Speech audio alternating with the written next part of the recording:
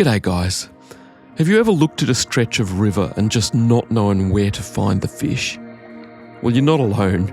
Trout can be in strange places sometimes and defy our expectations. But there are a bunch of structural elements to a river that definitely are more favourable for trout, and I'm going to try to break them down for you today in some detail. Trout don't always follow predictable patterns, but very often they do, so it's worth understanding what to look for in a river.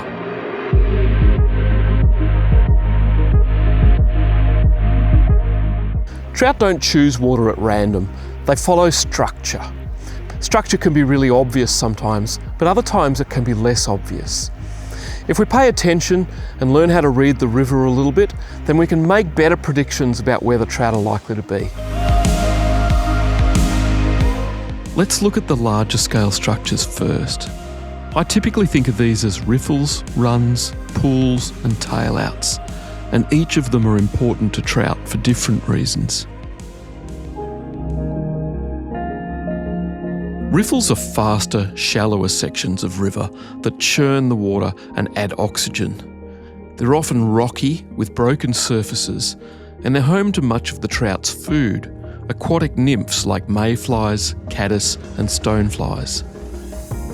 They can take a bit of effort for a trout to hold in, but they can also provide good feeding lies for trout, particularly if the nymphs are rising up through the water column to hatch into the adult insects.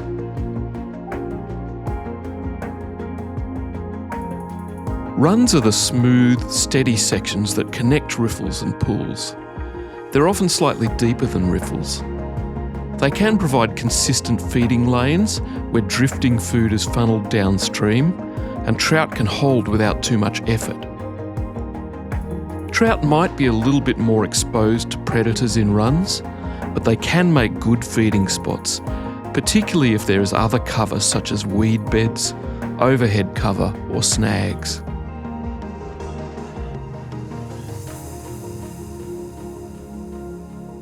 Pools are the deeper, slower sections of the river, easy to spot by their darker colour and smoother surface.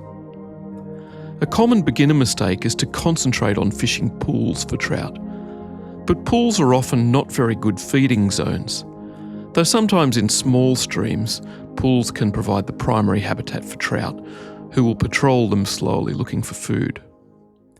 Usually though, pools provide security and a place for the trout to rest or escape from predators. Sometimes in very hot or very cold conditions, trout might retreat to pools in order to preserve energy or to seek out other forage like midge that's available when the other nymphs in riffles are not available.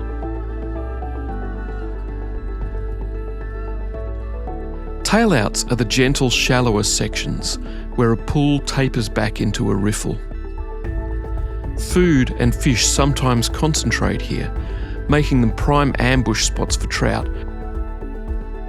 Because tailouts are getting shallower, the current starts to speed up a bit, which brings more food past the fish. Also, there's less distance for the trout to travel in order to feed off the surface than in the deeper parts of the pool.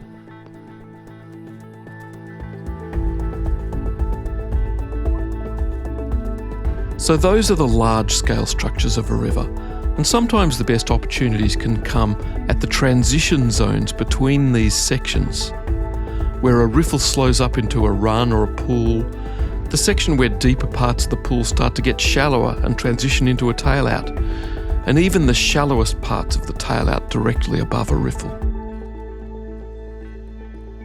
When you arrive at a run or a piece of water that you want to fish, it pays not just to jump in and start casting straight away.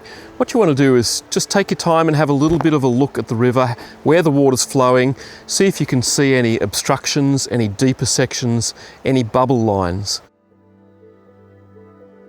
So once you've figured out which of the larger scale areas of the river are holding fish, it's usually the smaller structure within those zones that helps us to actually pinpoint where the fish are. Let's look at some of those key smaller elements now.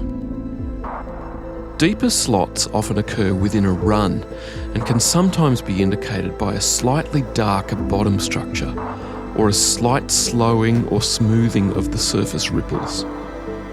Even a few inches of extra depth can make a difference, giving trout an extra bit of cover or slightly less effort to hold in the current while food passes overhead. These are prime fish zones.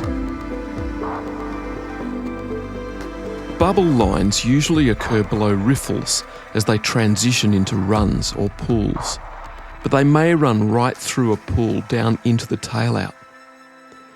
They're a good indicator of where much of the food is likely to be flowing, and trout use them to select good feeding lies. Current seams are perhaps the best zone of all. Seams are the areas where fast water meets slower water, caused by some kind of a current break. They have some great advantages for trout, allowing them to sit in easier water with less current while providing a high amount of food flowing past in the faster water. They usually occur in or just below riffle zones or in faster runs. When the difference in flow is too great, seams can become turbulent and the currents confused. I usually find the less turbulent seams with a more even flow fish better.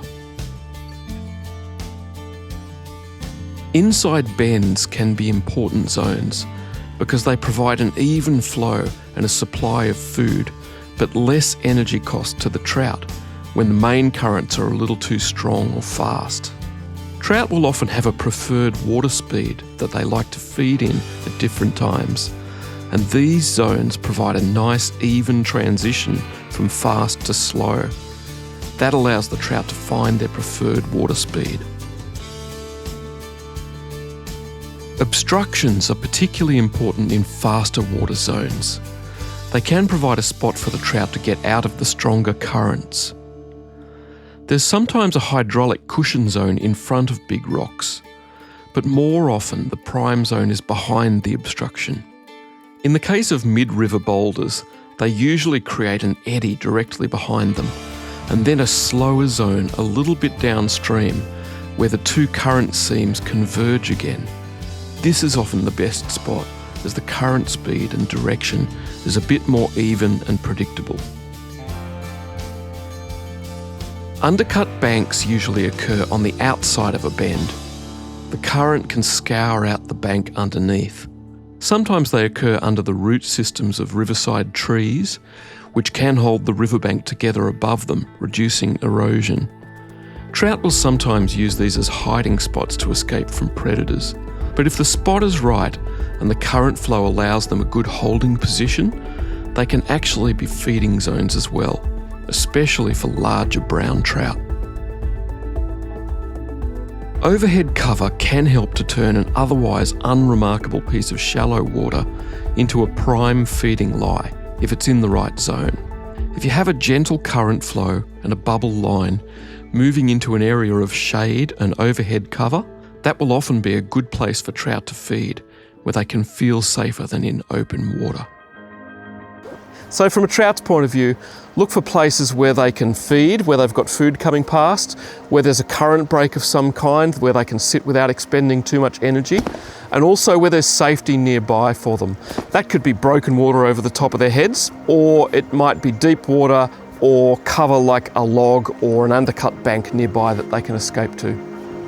Now, it's not just the structure of the river that affects where trout are going to position themselves. There are other factors as well, and we're going to deal with that in this other video. But if you guys have any other questions for me or you enjoyed the video, please leave me a comment down below. I'd love to hear from you. Thanks very much. See you next time.